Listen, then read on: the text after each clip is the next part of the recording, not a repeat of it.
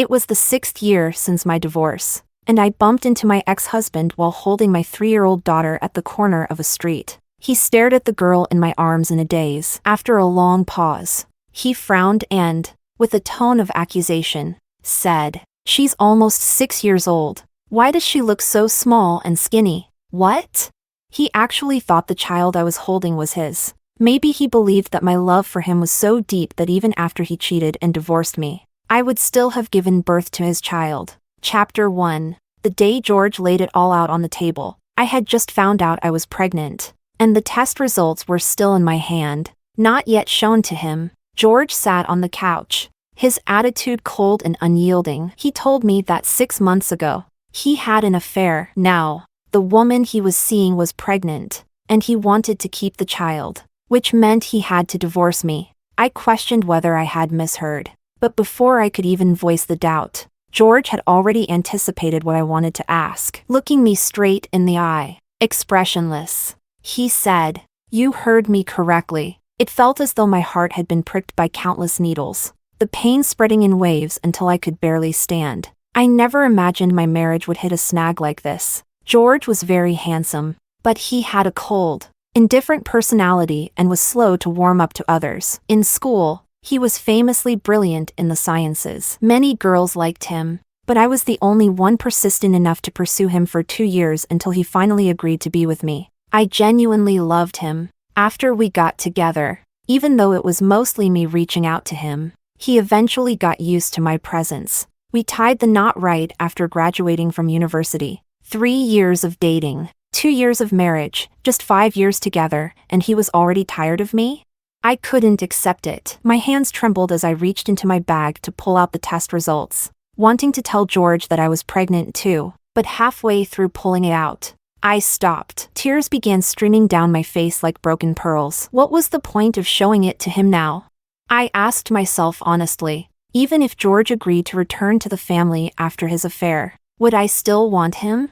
No, I wouldn't. I found him disgusting, utterly disgusting. Chapter 2. It seemed like George was afraid I'd cause a scene. After telling me he wanted a divorce, he grabbed his keys and left without looking back. He didn't return until the next morning. I had spent the whole night crying on the couch, thinking, trying to figure out why George had cheated. As a rising star in the business world, George had been managing his family's failing business, which had started to turn around thanks to his efforts over the past 2 years. Because of this, he was always busy, working during the day and attending social events at night. It had become his routine. How did he even find the time to cheat? When he came back, George stood silently at the doorway, his hands in his pockets, staring at me. He didn't feel a shred of my despair, even though my eyes were so swollen I could barely see. I stared back at him from the couch. I don't know how long passed before I heard him say, "Have you cried enough? Cried enough?" Thinking back to the past 5 years, whenever we argued, no matter whose fault it was, I was always the one to back down first. He never once tried to comfort me. My one-sided devotion had now become self-deception. I struggled to stand up from the couch, a sharp pain in my lower abdomen. I chose to ignore it, lifting my chin and asking George, why? Why did he cheat? After knowing each other for 7 years and being together for 5, I had imagined countless reasons why George might ask for a divorce. As long as it wasn't because of cheating, I would have forgiven him for anything. But he had cheated. George averted his eyes, a hint of impatience on his face. "There's no reason. Chloe, our fate has run its course. Can't we part on good terms?" Fate has run its course. Part on good terms. At that moment, my heart completely shattered. Under George's gaze, I nodded. Fine. I forced a smile. Let's divorce. Chapter 3. Because I agreed, the divorce went smoothly. We didn't even notify our families. We got the divorce certificate as hastily as we had gotten the marriage certificate. As the one at fault, George gave me a large sum of compensation, even gifting me the house we shared. After 2 years of marriage, it took him only half a day to pack his belongings. I watched as he loaded his luggage into the car and drove off without once looking back. 5 years. I thought, even if you were raising a dog for that long, you would have developed some affection, wouldn't you? When George decided to be ruthless, He truly was. Because of this, I suddenly wanted to see the woman he had cheated with. How good could she be to make George commit the most disgraceful act of his life, infidelity?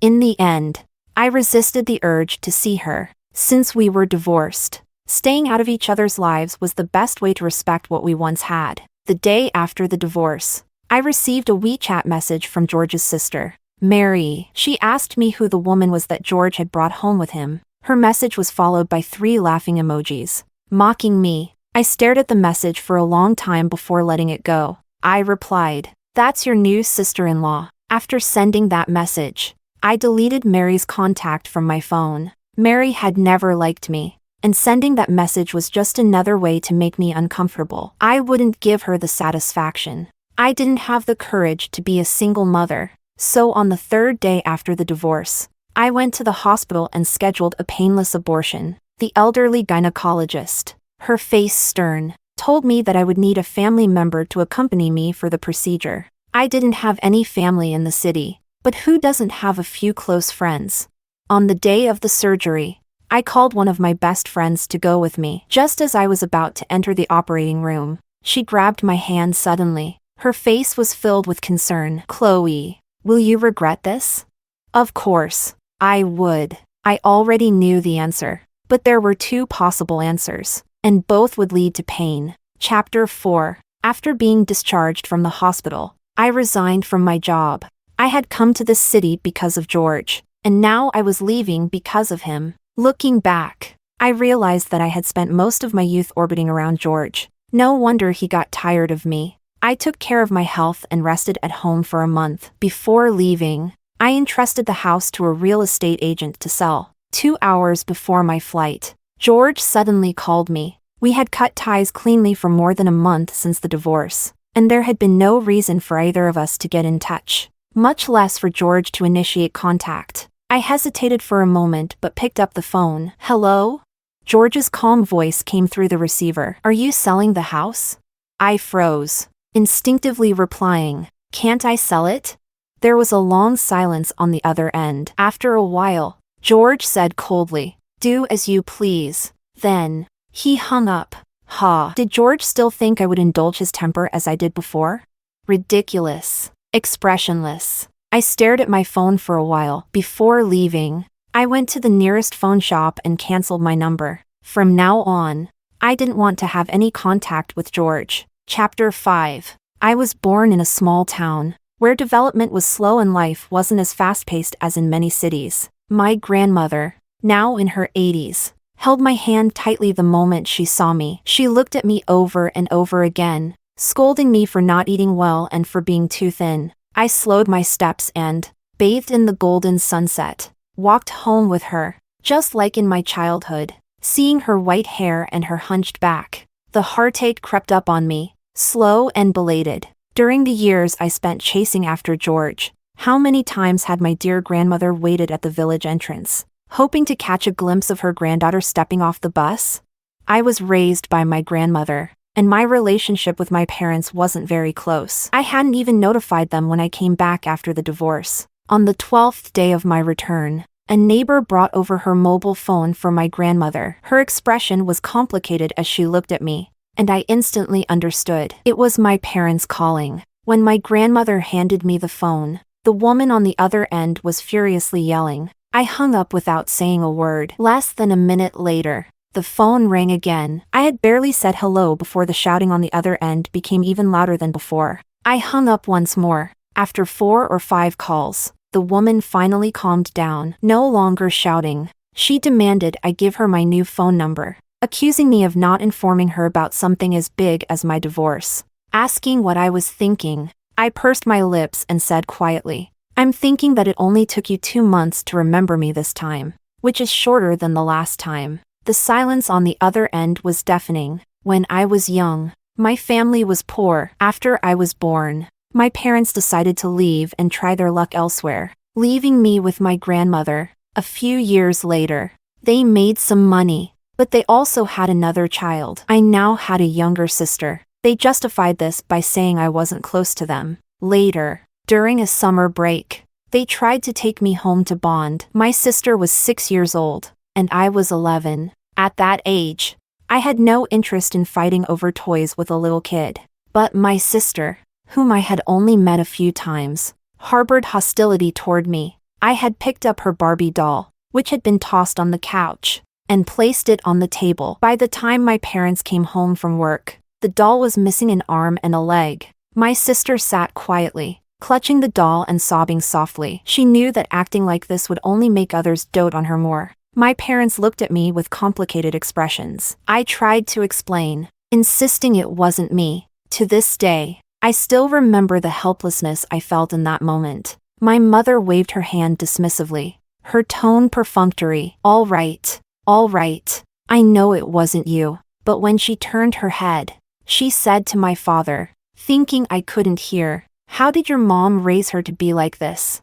My father said nothing, silently agreeing that I had been the one to break the doll. Later, they bought more beautiful Barbie dolls and locked them in a storage room, a room only the three of them had the key to. I'm slightly allergic to seafood, something my grandmother always remembered, so seafood never appeared on our family's dining table. Before I went to stay with my parents, my grandmother had reminded my mother not to let me eat any seafood. My mother nodded in agreement, but on the third day at their house, I ended up in the hospital because of a bowl of seafood porridge. As I struggled to breathe in the emergency room, I could hear my parents arguing just outside the door. I didn't know she was allergic to seafood, my mother said. My father's voice was filled with exasperation. Didn't Mom tell you? She said so many things. How could I remember it all? My mother's voice turned sharp. Besides, she's old enough now. Shouldn't she know what she can and can't eat? I think she just wanted to eat it. Her sister wanted some, and she didn't want to miss out. Now, they were so angry, probably because the George they used to look down on had become a rising star in the business world. I had let go of the golden son-in-law who could have brought them business advantages. Otherwise, why else would they suddenly think to call me? Chapter 6. Given the seriousness of the situation, my parents actually rushed back that very night. Trailing behind them was my younger sister, who was attending university. Our eyes met, and the schadenfreude in her gaze was barely hidden. After 2 years of not seeing them, my parents had aged noticeably. The wrinkles at the corners of their eyes were deep, even when they weren't smiling. The nasolabial folds on my mother's face had become much more pronounced, giving her a somewhat sharp and harsh appearance. Ignoring my grandmother's enthusiastic greeting, my mother cast a cold glance in my direction. She hadn't even sat down before she angrily scolded me. "Chloe, have you grown wings? How could you get a divorce without consulting us about something so major?"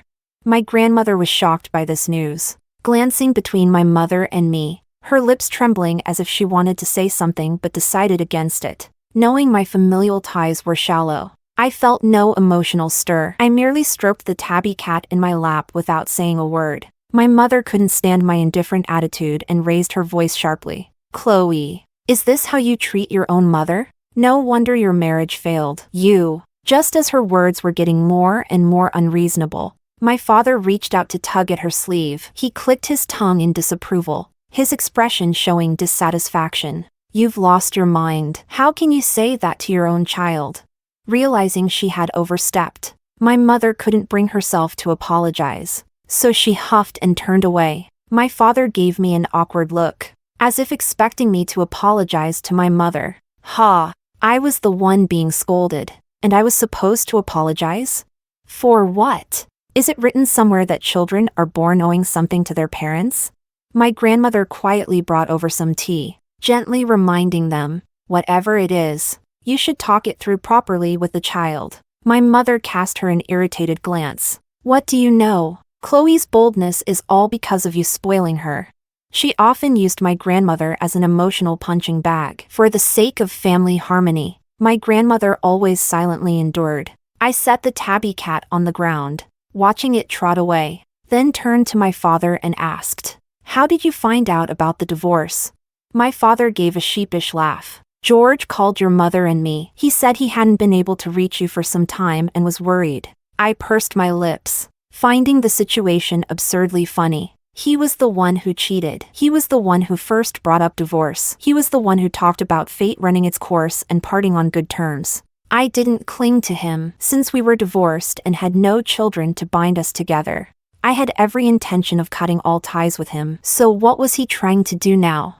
Meanwhile, my mother was still going on and on about how great George was. Every time she praised George, she subtly implied that my bad temper was to blame, that I should have been grateful George put up with me at all. I held my cup of water, sipping it slowly, and by the time I finished it, she had rehashed most of my old missteps, finally concluding that there must be something wrong with my brain. Of course, if my brain were functioning properly, why would I agree to a divorce after enduring 5 years of hardship with George, just as he was starting to succeed? Chapter 7. No matter how much my mother insulted me, the divorce was final. There was no going back. The day I cried all night without a word of comfort from George, I had an epiphany. Life is long, and I wasn't going to waste it on someone who didn't love me. In the end, my mother concluded that with George's meteoric rise in the business world, I absolutely couldn't afford to let go of him so easily. They reasoned that even if I had to divorce him, I should at least demand 10% of his company shares. I pressed my aching temples and interrupted their discussion. Have you said enough? Both of my parents turned to look at me. I didn't bother with subtlety and said flatly, "If you've finished, you should leave while you can still get tickets to go back." My mother stared at me, eyes wide, before launching into another tirade. She called me an ungrateful wretch, a cold-hearted daughter. I cast her a glance, stood up, and walked out. Cold-heartedness runs in the family. My cold-heartedness? I inherited it from them, and it's not the fault of anyone else. I found a small inn in town and stayed there. As soon as I had settled in, George called. I stared at those familiar 11 digits. After hesitating for a moment, I decided not to answer. Undeterred, George called again and again. When he called for the 7th time, I finally answered. There was no sound on the other end, just George's steady breathing. I didn't say anything either. I simply watched the call timer tick, waiting for it to reach 2 minutes. Then I broke the silence. Fate has run its course. Parting on good terms, that's what you said. I don't have a habit of keeping in touch with ex-husbands. George, whatever it is, don't call me again. The silence continued. I wasn't planning to wait for George to respond. After hanging up, I immediately blocked his number. My best friend was right. Trash belongs in the trash. George hadn't been particularly good to me while we were married. Now that we were divorced, what was the point of pretending to be some lovesick romantic? Didn't he find it hypocritical? Chapter 8. I knew my parents well. After struggling through tough times, they were especially fearful of returning to them. This was why we were never close. This time, I knew they wouldn't stay for more than a week. The only way to avoid seeing them was to stay away. I turned off my phone and stayed at the inn for 7 days. On the 7th evening, my grandmother, leaning on her old cane, hobbled her way to find me. This elderly woman, well into her 80s, had taken slow, careful steps all the way from the village to the town. I could picture her asking for directions as she made her way here. The setting sun cast an orange glow on her white hair, and her toothless smile lit up her face as she said, "Chloe, they've left. Let's go home. Grandma's here to take you back." It reminded me of my school days when I would finish night classes late, and no matter how late, she'd always wait for me at the village entrance. I thought I had outgrown crying, that I was past the age of tears, but in that moment, I couldn't stop the flood of emotion. After returning home with my grandmother, I finally turned my phone back on. As expected, my parents had bombarded me with long messages on WeChat, all full of accusations about my lack of filial piety. I didn't even bother opening them. George, too, had sent a message from a new number. He claimed he only wanted to make sure I was safe. That, after all, we had once been husband and wife. He promised not to contact me again and wished me well. He added that he would continue sending me a monthly allowance. I didn't pay it any mind. With a 7-figure bank balance, I had all the confidence I needed. I wanted to see the vast landscapes, the mountains, rivers, and lakes. I wanted to witness the sunrises and sunsets. Chapter 9. In the 2nd year of traveling with my grandmother, I ran into an schoolmate David from high school while I was away from home. I vaguely remembered him as someone who was top of the class. though he was quiet and reserved. We didn't have much contact back then, but I knew he existed. Later, we ended up attending the same university, and we occasionally crossed paths. Though we were little more than acquaintances, he was carrying a camera and a simple backpack. Also traveling, meeting an old friend far from home, and with our next destinations aligned, we decided to travel together. He didn't talk much, but he was respectful and thoughtful, especially toward my grandmother, who adored him. One night, lying in bed with my grandmother, looking at the stars through the skylight, she suddenly said, "David is a good boy." I understood what she meant and forced a dry chuckle. Yes, he is. When it comes to matters of the heart, elderly people tend to be especially perceptive. But between me and David, though we shared the same interests, there was an unbridgeable gap. I admired him, but that didn't mean I had feelings for him. I guess he probably felt the same way. Chapter 10. Grandma, being elderly, needed to rest for a couple of days whenever we arrived at a new place to regain her energy. Because of this, I was worried about delaying the schoolmates' David travel plans and often suggested he should go ahead without us. He didn't reject my suggestion but simply replied, "We can part ways at the next stop. I'd like to stay here for a few more days too." The misty rain over Jiangnan, the ancient town scenery, was as beautiful as a painting. Surrounded by such beauty, my mood lightened, and I couldn't help but glance at the David a few times. Unlike George's strikingly handsome but flamboyant appearance, the David's sharp features carried a softness that gave him a scholarly air, making him seem approachable at first sight. Noticing my gaze, he smiled politely, the rolling mountains in the distance reflected in his dark eyes, giving him an aura of serenity. The winding paths of the ancient town,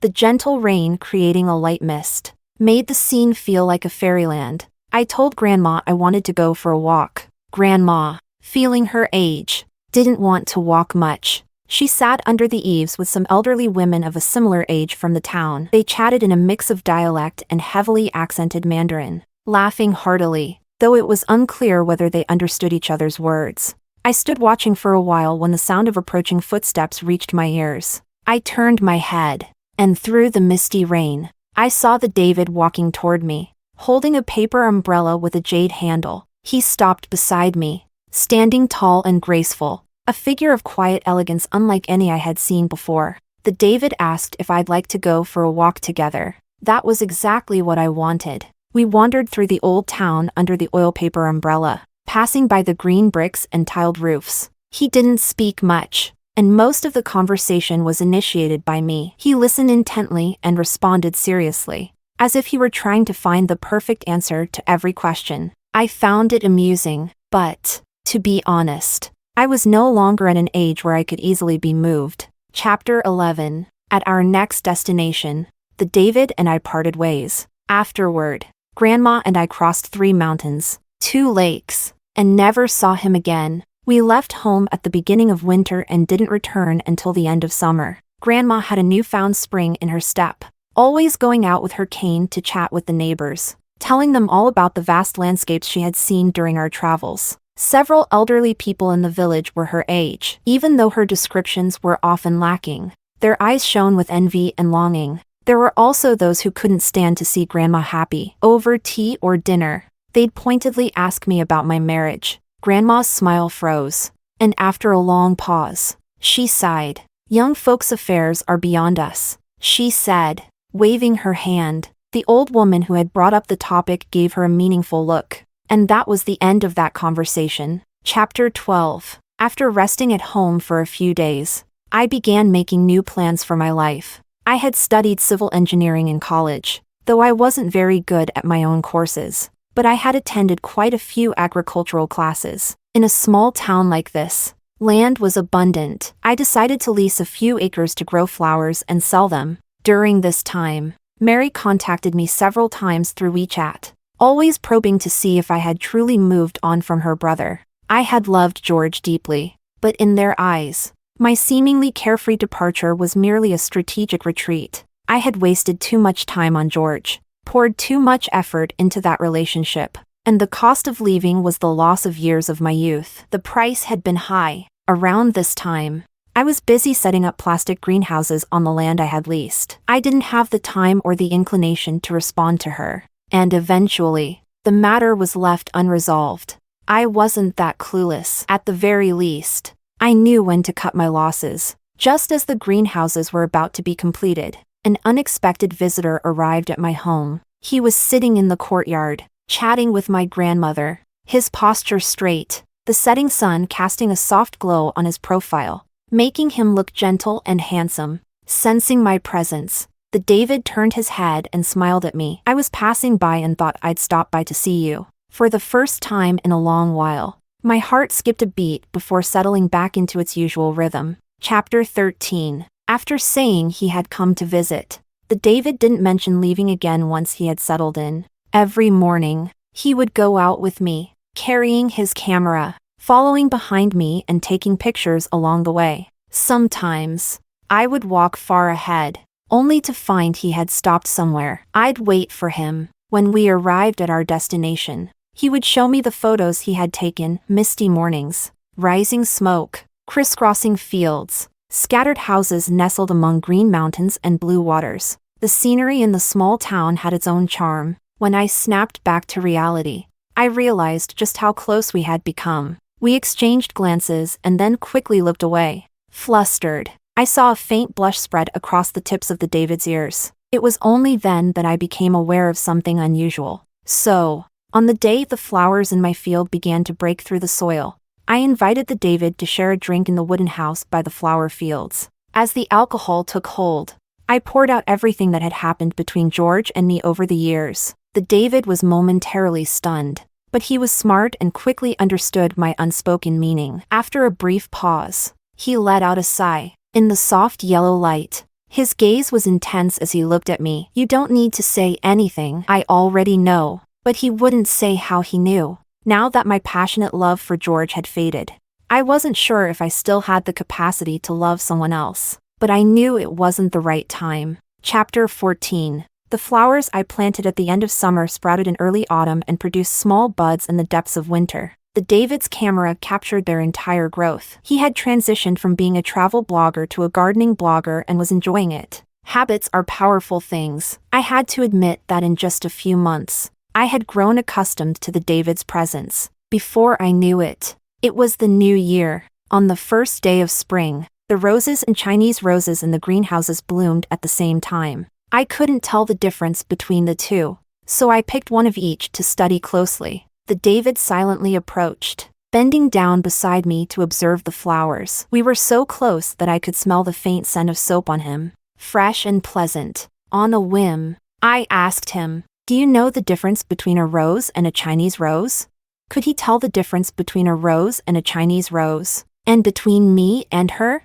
The David, who had spent plenty of time online, surely understood the underlying meaning of my question. He was taken aback for a moment, then slowly smiled. "Chloe, there was never a her. There's only you." He looked up at me, his dark eyes brimming with something deep and tender. In that moment, the sea of flowers around us couldn't compare to the beauty of his eyes. Boom! I heard the sound of my emotional walls crashing down. Chapter 15. It wasn't that I couldn't love. Once I was certain of my feelings, I officially entered a relationship with the David at the end of March. Despite the change in our relationship status, the way we interacted didn't change much. After half a year together, the David remained as gentle and easygoing as he had been when we first met. After March, my flower fields finally opened up to both online and offline sales, and I no longer had any issues with slow sales. When my parents found out I had started growing flowers, they called me. My mother's voice was sharp and grating, and everything she said was meant to belittle me. She accused me of having no ambition, of being destined to rot in the dirt for the rest of my life. I had no idea why my biological parents harbored such malice toward me. In the end, I simply stopped caring about them. Calmly, I said, "If you despise me so much, then from now on, just pretend you never had me." My mother's shrill shouting came to an abrupt halt. My father hurriedly took over the phone and scolded me for being old enough to know better, asking why I was still being so immature. I laughed. "Well, at least you have one daughter who knows better." Having me in their lives was clearly one too many. My father sighed, telling me to calm down before hanging up. I took a deep breath of the flower-scented air, only to see the David walking toward me with a bouquet of baby's breath in his hands. He handed me the flowers and awkwardly scratched his nose, asking if I liked them. Even though I had kept my emotions under control, he had sensed my discomfort. I lowered my head to look at the flowers and suddenly remembered their meaning: silent guardianship, love. I recalled how, whenever I had a conflict with my parents in the past, George would always frown at me and even criticize my bad temper. I leaned in to hug the David. His body stiffened at first, but then his arms tightened around my waist. I could hear his heartbeat, faster and faster. Suddenly, I found myself longing for this warmth. Chapter 16. In the 5th year of our relationship, our daughter turned 3, and she would be starting kindergarten in September. Because of household registration issues, my David had to return to H City for a while. Originally, I wasn't planning on going with him, but when my best friend heard about it, she insisted I visit her, using every trick in the book to convince me. I hadn't seen her in over 2 years, and I did miss her, so I decided to go along with my David. As soon as we arrived in H City, we headed straight to the local police station to handle our daughter's household registration. Since it would take a while, I decided to take our daughter for a walk down the street. Being in an unfamiliar place, my daughter was curious about everything and refused to walk, stretching her arms out for me to carry her. This little one had been spoiled by my David and had become somewhat delicate, often tearing up when things didn't go her way. As I carried her around, we turned a corner, and suddenly, I spotted a familiar figure. My first instinct was to walk away, but in the next moment, George looked up, and his eyes skimmed over me before snapping back in surprise. We locked eyes from across the street. I tightened my hold on my daughter and turned my face away without expression.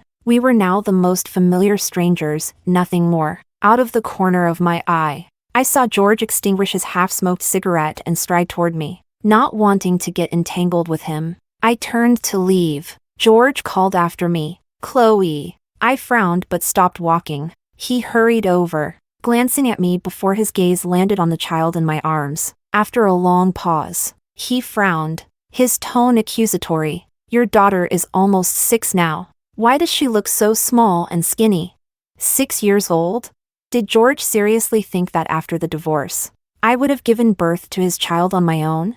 Chapter 17. Sensing danger. My daughter wrapped her thin arms tightly around my neck, burying her little head into my shoulder, softly calling for her daddy. I patted her back soothingly, then looked at George. After 6 years, he hadn't changed much. There was no awkward reunion, no irritation at seeing each other again. Whatever feelings of love or resentment I once had toward him had long since faded with the passing years. George glanced at me before his gaze returned to my daughter. His expression grew complicated. His eyes lowered, difficult to read. Based on his earlier comment, I could guess his thoughts. He must have thought this was the child I'd lost back then. So, he had known about the pregnancy all along and yet had done nothing for 6 years?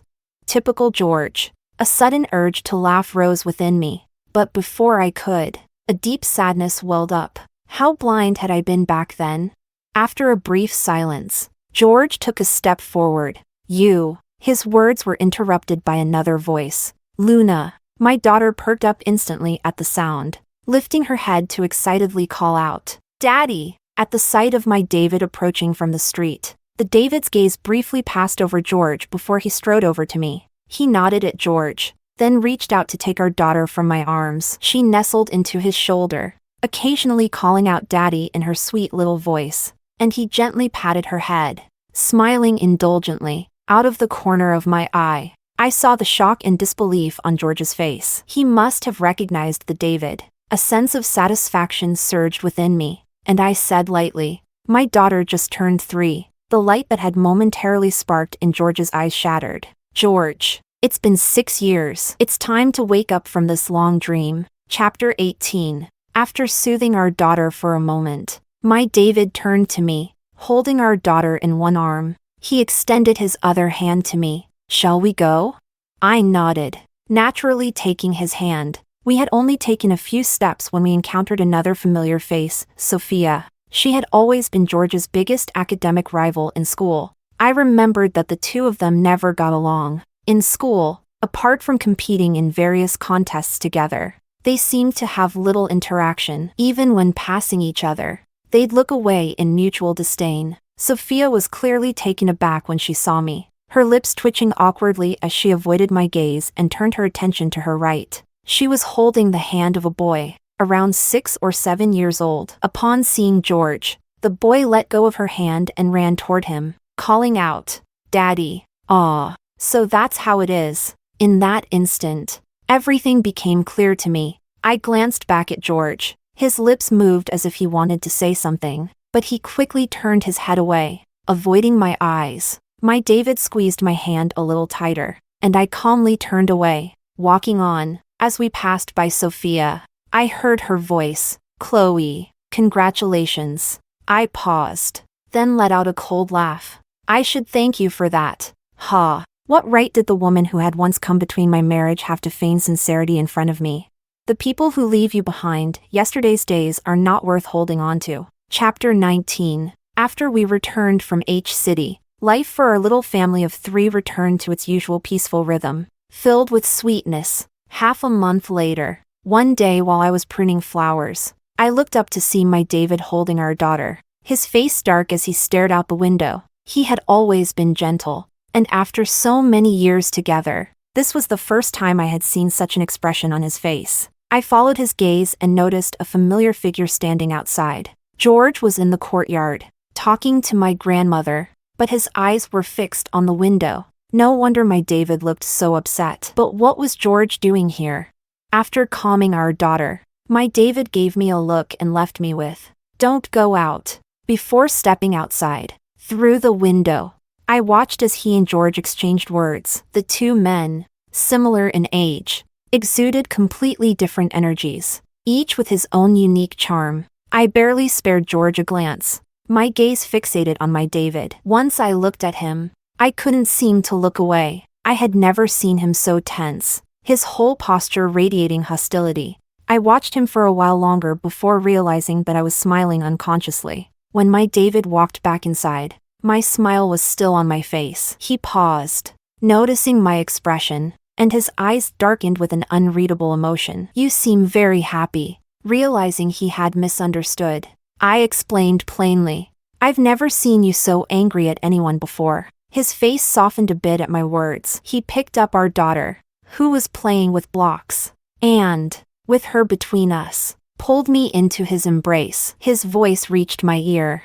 "Go talk to him." After a pause, he added, "Don't do anything foolish." I stood beneath the grapevines in the courtyard, facing George. Even though it had only been half a month since I last saw him, he looked much more haggard. His face was unshaven, and his clothes were wrinkled, something I had never seen from George before. He stared at me without saying anything, and the air around us felt heavy. Grandma, probably uncomfortable with the atmosphere, stood up with her cane and said she wanted to take a walk since the courtyard felt stuffy. Once she left, I broke the silence first. "George, although it's been many years, there's something I've always wanted to ask you." A glimmer of hope flickered in his dull eyes. I guessed he thought I was going to ask him if he had ever loved me. Ha! How shallow. George cleared his throat and, though his voice was hoarse, he said, "Go ahead." I caught a glimpse of the tall figure at the window, his lips quirking up slightly, as I leaned forward and asked in a low voice,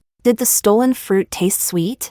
George froze in place, his expression cracking bit by bit. His lips moved, but no words came out. A wave of satisfaction surged within me. George's grip on the grapevine trellis turned his knuckles white. "I'm sorry," he finally uttered an apology. 6 years too late. I thought, but the rest of his words wouldn't come out. Thought what? Thought that I loved him so deeply that even after the divorce, I would have given birth to his child and raised it alone? But George, no one is born owing anything to anyone. You're over 30 now. How do you still not understand this? I said nothing, my gaze cold as I looked at him. George met my eyes, his bloodshot gaze holding mine, before he left with one final sentence, "Chloe, you probably won't believe this, but I really do regret it. I paused, then slowly smiled. And what of it? No one knows better than I do that George didn't truly regret what he had done. He was just uncomfortable seeing that I was doing better without him. Even happier than when we were together. In other words, even if George did regret it, so what? What right does he have to come to me years later, after all the hurt, and tell me he regrets it?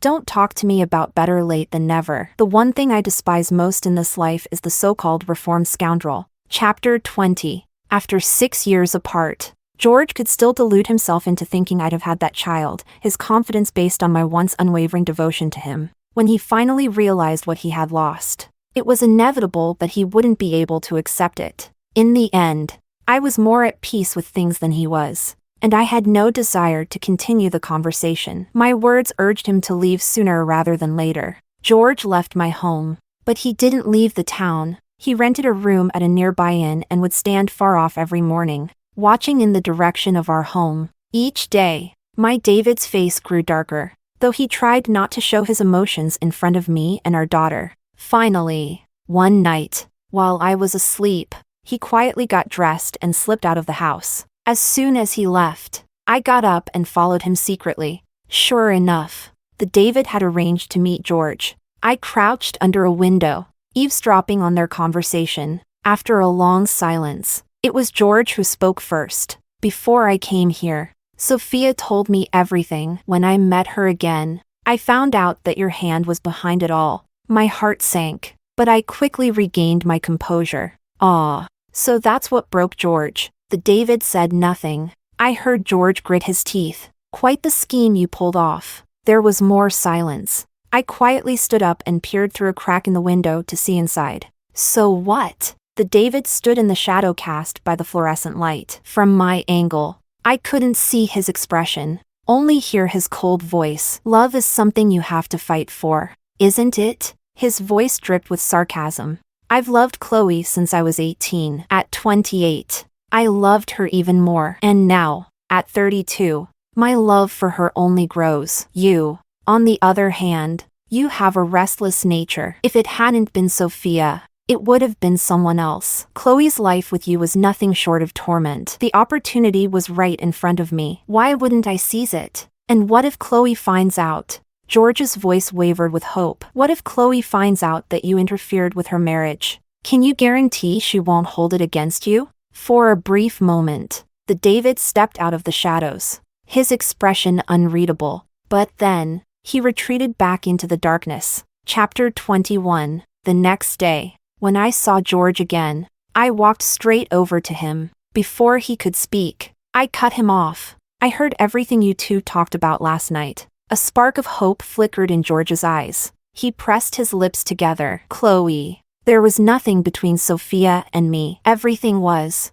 I interrupted him coldly. Our marriage was never a happy one. You never really cared about me. Your parents and even your sister always thought I married you to climb the social ladder. They never accepted me. 6 years have passed since our divorce. You and I have both moved on. We have our own families now. So why did you come all this way to find me? Do you think? I trailed off, letting out a bitter laugh. George, we were once married. Don't make me lose all respect for you. The last bit of light in George's eyes went out. Fate has run its course. Let's part on good terms. I returned the words George had once said to me. In the distance, I saw my David waving at me, holding our daughter in his arms. I smiled and walked past George toward them. Our daughter stood between us as my David and I exchanged a glance, and we couldn't help but laugh together. Hand in hand, with our daughter between us, we slowly walked toward the flower fields. The sun still shone brightly, and life was as beautiful as ever.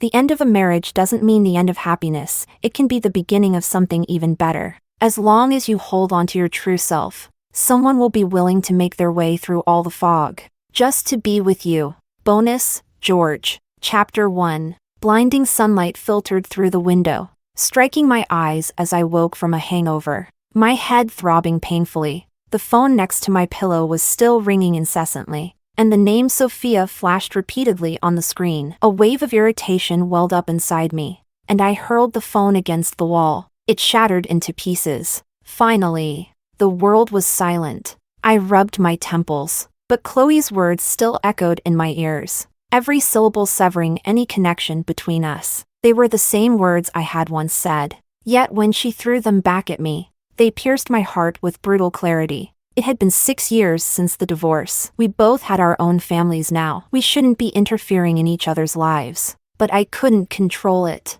When I hadn't seen her, even after I learned that there might have been a child between us, I'd thought about going to find her, but I never acted on it. I knew Chloe loved me. She loved me deeply. More than anyone. Being the one who is loved makes you arrogant. I was the one who cheated. So what? I was still invincible. That was. Until I saw her again 6 years later, standing next to David Lee, or maybe I should call him David Sue. No one ever knew about the hidden thoughts I once harbored. No one knew that the first reason I coincidentally appeared in Chloe's life was because I knew David had feelings for her. I didn't understand it. How could someone as proud as David marry a divorced woman? Chapter 2. The year I met David. He was still using the surname Sue, his father's name. David was excellent in every way, kind, polite, and academically gifted. Though only a year older than me, he was the epitome of the golden child in the eyes of many parents, including my own. At first, I saw David simply as the boy next door. I neither liked nor disliked him, unlike other kids who idolized him. That changed one day when my father, seeing me sweaty and exhausted after a day of playing, sighed and said a sentence I've never forgotten: "If only you were as well behaved as David." It was the first time I'd heard my stern, serious father praise anyone, and that person wasn't me. Jealousy started to creep into my heart without me even realizing it. And when my mother praised David's excellent grades and my sister said, "David, you're so much better than my brother," that jealousy spiraled out of control. I started paying attention to David and noticed that his life was simple. He spent his time studying, growing flowers, and taking care of a cat. He liked to sit under the tree in the garden, reading. His upper body was hidden in the shade, while his legs were bathed in sunlight. A chubby orange tabby lay lazily in his lap, dozing with half-closed eyes. Sunlight, flowers, a boy, a chubby cat. Under the shade of a tree, it all looked so perfect. Such a quiet, gentle boy. No wonder the adults adored him. I began to mimic David, toning down my personality and copying his mannerisms, his style of dress. Even I knew I was just a counterfeit. I hated myself for it, yet I couldn't stop. Then, when I was 16 and David was 17, everything changed. One day after school, David saw a little tabby cat stuck in a tree, too scared to come down. Tall and lanky, David seemed worried he'd scare the kitten, so he took off his jacket and held it up, signaling to the cat that it could jump and he'd catch it. The kitten was anxious, meowing nonstop, but it didn't dare to jump. Boy and cat were locked in a standoff. I scoffed, thinking David's compassion was excessive. After about 10 minutes, the kitten finally jumped, and David caught it in his arms. I didn't know that a passerby had captured the scene on camera. Later, when I arrived a bit late, I saw the kitten's owner, a pretty, delicate girl. Chapter 3. Perhaps because David and I looked similar from behind, the girl mistook me for him. She came over to thank me. She was a clear-eyed 16 or 17-year-old girl, her gaze transparent, like you could see right through her. But I had no intention of claiming credit for something I didn't do. I wasn't that low, until one day, I saw that same girl handing David a bottle of water after he finished playing basketball. David stared after her for a while, blinking rapidly before a faint smile appeared on his face. I knew David better than he knew himself. I recognized that look. It was interest, perhaps even the beginnings of love. In all the years I'd known him, it was the first time I'd seen David show interest in a girl. To take someone David liked, that petty, despicable feeling took root in my heart, spreading uncontrollably. Being with Chloe turned out to be easier than I'd expected, and I saw David's disappointed gaze more than once during that time. That only solidified my determination to stay with Chloe. Finally, when David turned 18, an illegitimate child of his father came forward, shaking the foundation of their family. David's mother, a proud and fiery woman, couldn't swallow the insult. Despite her good upbringing, she couldn't bring herself to hurl insults publicly. So instead, she quietly left the family with David. For the first time, I was free from David's shadow, for reasons I still don't fully understand. I didn't break up with Chloe. She had a great personality, much more interesting than I had imagined. After living for 17 or 18 years, she was the first girl I ever got close to. By then, I could no longer tell if my feelings for her were genuine or simply born out of my earlier determination. It seemed only natural that after graduation, we got married. Chapter 4. At the beginning, I truly thought I'd spend my life with Chloe. What changed later, I don't even want to think about it. In the end, I was the one who wronged her. After the divorce, we were supposed to go our separate ways. So why did I chase her all the way here? Maybe, as Chloe said, even after the divorce, I couldn't bear to see her with someone else, especially when that someone was the one person I had tried so hard to avoid, David. The day before I was set to leave, Sophia showed up with my sister. They couldn't find me, so naturally, they went to Chloe. When I arrived, my sister was hurling insults at Chloe, mocking her with every word. She accused Chloe of being shameless, of interfering in someone else's family after her divorce. Chloe's expression didn't change. She glanced at my sister and Sophia, her voice cold. What? Did the leash on your dogs break? Why are they barking at my door? My sister's face turned livid, but before she could speak, Chloe smiled. She turned to Sophia. What are you hiding in the back for? Who's the real homewrecker here? Don't you know best? Sophia's face paled. Chloe spotted me standing behind them and sighed, as if bickering with them was beneath her. This world runs on karma. Sophia, whether you believe it or not, the pain I went through will come back to you tenfold. With Sophia's back to me, I couldn't see her expression. Chloe waved her hand dismissively. George, take them and leave. I don't ever want to see any of you again. David took her hand, and together, they disappeared into a sea of flowers. I watched their retreating figures, my heart heavy with bitterness. Sophia, her face dark, turned to me, her voice dripping with malice. What's the matter? Still too lost in your dream to wake up? I glanced at her and thought of the times she had deliberately inserted herself into my marriage with Chloe. It was Sophia who had revealed to David the shameful truth about how I had pretended to rescue that cat to win Chloe's favor. A sense of disgust rose within me. Without a word, I turned and walked away. Because of that foolish gamble, I had lost the girl who had walked through my entire youth with me. In the end, I lost to David. Forever. I lost the love of my life.